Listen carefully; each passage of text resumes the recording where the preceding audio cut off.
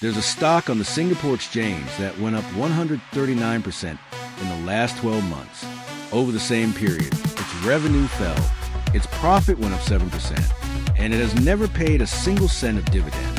The company is JEP Holdings, ticker 1J4 on the Catalist board. Now, when a stock triples and the earnings don't, one of two things is happening. Either the market knows something the accounts don't show yet, or the market is dreaming. So I did the work. 6 full annual reports, FI 2020 all the way to FI 2025. I built the model. I ran a reverse DCF. I went through the related party notes line by line. By the end of this video, you'll know exactly what this company does, why the stock went vertical, what the accounts actually say, and what I think it's worth. Let's get into it. First, what does this company actually do? Simplest way I can put it, JEP is a machine shop, a very good, very expensive machine shop. A customer sends them an engineering drawing. JEP takes a block of aluminum, titanium, or engineering plastic, puts it on a computer-controlled cutting machine, and shaves it down to a part that has to be accurate to a fraction of a hair's width. Then they treat it, inspect it, certify it, and ship it back. Who buys those parts? 2 industries. Aerospace, parts that end up in aircraft engines and structures for Boeing, Airbus, Rolls-Royce. And semiconductors, parts of machines that make computer chips. They run 3 plants. Singapore and Penang in Malaysia, 181 employees, listed on Catalist since 2004. And here's the fact you need to hold on to for the whole video. JEP is 79.55% owned by another listed company, UMS Integration. Only about 20% of the shares actually trade. 3 segments. Really, one of them does all the work. Precision machining. $39 million of revenue. That's 72% of the company. This is the aerospace and semiconductor metal parts business. Last year, the profit from this segment jumped 71% to $6.2 million. That's the engine. Equipment manufacturing, $10 million. This is the plastic side, CNC machine plastic components. And this is the segment they're currently repointing towards artificial intelligence chip packaging. In FI 2025, it lost $1.5 million doing it, and trading in others, $4.5 million. They resell cutting tools and machines. Revenue fell 43% last year. So the picture is one strong segment, one segment in the middle of a risky pivot, one shrinking. By end market, roughly 46% of the business is aerospace. The rest is semiconductor and industrial. And semiconductor sales jumped 85% last year, which is a number that got everyone excited. This slide matters more than it looks, because it explains the economics. Step 1, raw materials, aluminum, titanium, engineering plastics, bought at market prices from mills and distributors. No advantage there. Step 2, that's JEP. They cut it, treat it, certify it. Step 3, the part goes to a Tier 1 supplier, and for JEP, increasingly, that Tier 1 supplier is its own parent, UMS. 32% of JEP's revenue now goes to UMS. Step 4, the OEMs, Boeing, Airbus, Rolls-Royce on the aerospace side, apply materials on the chip equipment side. Step 5, the end customer, the airline flying the plane, or a TSMC making the AI chips. Count the layers. JEP is 3 steps away from the person actually paying for all this. That's why the gross margin is 15.8%. When you're a build-to-print subcontractor, you don't own the design, you don't own the customer relationship, you don't own the brand, you take the price you're given. Okay, so why is a small, low-margin machine shop suddenly interesting? Because of what the share price did. 52-week low, 22 cents. 52-week high, 84.5 cents. Today it's around 61 cents. That's up 139% in a year. Now look at the other column. Over the same period, revenue fell 5.4%. Profit rose 7.2%. Dividend still 0. Free cash flow negative because they spent $20 million on capex. And here's my favorite detail. There is no analyst coverage on this stock. Not one broker publishes a forecast. So there is no consensus number for the market. be pricing against. The stock tripled. Profit went up 7%. That gap, right there is the entire subject of this video. Let's zoom out. 7 years of numbers. Straight from the annual reports. 2019, $89 million of revenue. 2025, 53.8. So revenue today is 40% below where it was 7 years ago. Look at the profit line. 2021 and 2022 were the great years. 7.9, then 7.6 million. That was the last semiconductor boom. Then look at 2023. Profit collapsed to 1.7 million. Revenue dropped 30%. Why? The chip cycle turned. Orders have. That's the single most important row on this slide. It's not ancient history. It was 2 years ago, and it shows you exactly what a downturn does to this business. And the bottom row, return on equity, 5-year average, about 6%. 6%. That's below what it costs to fund the business. A company earning 6% on its equity is not compounding your money. It's treading water. Now the latest year, FI 2025, revenue down 5.4% to 53.8 million. Net profit up 7.2% to 3.4 million. Gross margin flat at 15.8%. And CAPEX, $20.3 million, more than triple the year before. What went right? Precision machining profit jumped 71%. Semiconductor sales surged 85%. Cost control was genuinely good. They held the margin flat while revenue fell. What went wrong? The equipment manufacturing segment swung to a $1.5 million loss during the pivot. China revenue fell 67%, and that $20 million of CAPEX means free cash flow was negative, and the cash pile dropped from $12.6 million to $7.3 million. Now hold that thought, because when I pulled the profit apart, something interesting fell out. I'll come back to it. Right, the elephant. UMS Integration owns 79.55% of JEP, so UMS is a controlling shareholder. UMS is also JEP's biggest customer. $17.3 million of sales went to UMS last year, 32% of total revenue, up from 17% the year before. UMS is also JEP's lender. In 2024, JEP paid off all its bank debt and replaced it with a $13 million loan from UMS. $10.6 million is still outstanding. And Andy Luong is the chief executive of JEP and also the chief executive of UMS. Same person, both sides of the table. Now, I want to be careful here. This is legal, it's disclosed. It goes through an interested person transaction mandate approved by shareholders. I'm not alleging anything improper, but think about what it means. A third of this company's revenue is priced by the man who controls both the buyer and the seller. And the only thing the annual report says about how that price is set is, quote, terms agreed between the parties. If you own JEP shares, you're a minority passenger in a company where the driver also owns the road. Every good business has something protecting it. So does JEP have a moat? Switching costs, moderate, and this is the real one. In aerospace, requalify a new supplier takes 1 to 3 years. Once you're in program, they rarely swap you out mid-flight. That's genuine. Certification's weak. Yes, JEP has AS9100D and NADCAP accreditation, but so does every serious competitor. It's a hurdle to get in the room, not an advantage once you're there. Cost advantage, weak. A 15.8% gross margin and a 4% return on equity doesn't describe a low-cost champion. Moving work to Penang is a response to cost pressure, not an edge over it. Scale, none.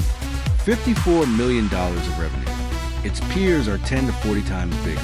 So the honest answer, JEP has a niche, not a moat. And you can see it in the numbers. Over 5 years, the margin swung from 20% down to 15% purely on how busy the machines were. That's utilization. Companies with real pricing power don't move like that. So if it's a low-margin machine shop with no moat, why did the stock triple? Let me give you the bull case fairly. Because there is one. In the FI 2025 report, management disclosed that they won a new key customer direct for specialized plastic components used in advanced packaging for next-generation AI chips. Semiconductor sales are up 85%. They put more than $20 million into new machines and automation. Their parent UMS has re-rated hard on the AI theme. And with only 20% of shares trading, it doesn't take much buying to move the price a lot. That's a real story. I'm not dismissing it. But here's what we still don't know. The customer hasn't been named. The contract value hasn't been disclosed. There's no revenue guidance. The segment doing this work lost money last year. And one more thing. In April this year, the CEO bought 588,000 shares of his own company. He paid 38 cents. The stock is 61 cents today.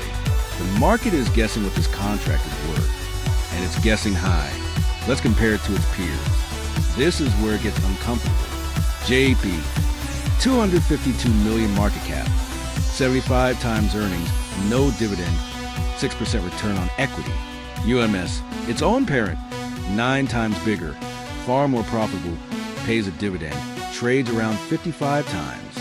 Frencken, a much larger and more diversified Singapore peer with the same semiconductor exposure, 22 times, pays about 2%. Micromechanics, 25% return on equity, pays a dividend, around 20 to 32 times. So JEP is the smallest company on this list, with the second lowest return on equity and no dividend at all, and it carries the highest multiple of the group. Its own parent is cheaper than it is. Think about that for a second. Now, let me show you my favorite tool in investing. Instead of guessing the future and calculating price, take the price, and work backwards to the future it's assuming. It's called a Reverse DCF. And here's what 61 cents is telling us. To justify today's price, JEP has to grow its free cash flow 26% a year, every year, for 10 straight years, and then keep growing forever after that. Another way to say the same thing. The price needs about $21 million of steady free cash flow. What does JEP actually produce? $3 to $4 million a year on average. And last year was negative. 21 million versus 3 million. That's not a small gap. That's a different company. In plain English, the market is pricing JEP as if this one unnamed customer will do for JEP what Applied Materials did for UMS over 2 decades, except compressed into 10 years, executed perfectly, with no chip downer along the way, and with all the value staying at the 79% owned subsidiary rather than the parent. Could that happen? Sure. Would I bet my capital on it at this price? No. So here's my own valuation. 3 scenarios. Bear case, the chip cycle turns, the plastic ram stalls, aerospace stays flat, 9 cents. Base case, revenue grows to 83 million by 2030, margins improve a bit, 17 cents. Bull case, the AI customer becomes a genuinely large anchor account, revenue more than doubles, margins expand properly, 33 cents. And I cross-checked it a completely different way. For an asset-heavy business like this, book value is a fair anchor, at a 6% return on equity. The fair multiple is about half of book value. That's roughly 10 cents a share. 2 different methods, same neighborhood. The stock is 61 cents. That's 3 to 6 times my range. Even my bull case, everything going right, sits 46% below the current price. Let me make that concrete with earnings per share out to 2030. Base case, earnings go from about 1 cent next year to 1.65 cents in 2030. Bull case, 3.1 cents. Bear case, it flatlines around 0.7 cents. Now do the maths on today's price. 61 cents against my base case for next year is 63 times earnings. And here's the killer. 61 cents against my bull case for 2030, 5 years out, everything gone right, is still 20 times earnings, which means that the best case plays out perfectly over 5 years. You make roughly nothing from here, unless the multiple stays at boom levels forever. That's not an investment. That's a bet on the crowd staying excited. I went through the accounts like a forensic analyst. Here's what I found. 1. Related party revenue. 32% of sales, priced by the same CEO on both sides. Highest severity item on my list. 2. And this is the one I flagged earlier, quality of earnings. Of last year's $4.2 million of pre-tax profit, About $1.9 million came from things that aren't the core business.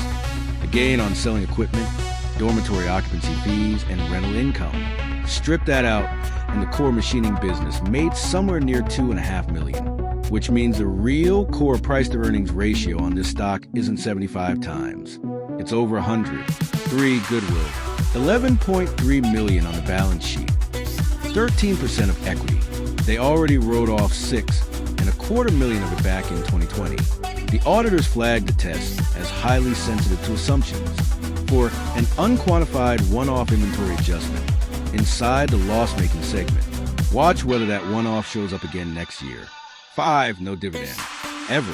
7 years of retained profit, $83 million of equity, and not a cent paid to minority shareholders. To be completely fair, the audits are clean, there's no litigation, there's no stock-based compensation diluting you, and the debt is conservative. This isn't a fraud story, it's a dependent story. 5 risks, quickly. 1, the chip cycle turns. We saw it in 2023. Revenue down 30%, profit down 78%. 2, customer concentration. Lose the UMS channel, and a third of the revenue walks out the door. 3, execution. $20 million spent chasing a customer that hasn't been named inside a segment that's currently losing money.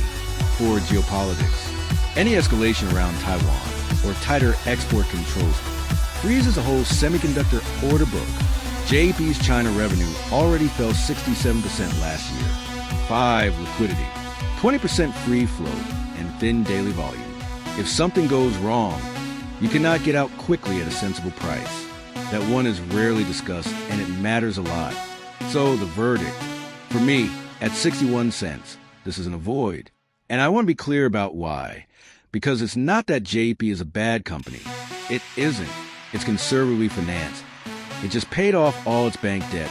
It controlled costs through a brutal downturn and is investing seriously in its own future. The problem is the price.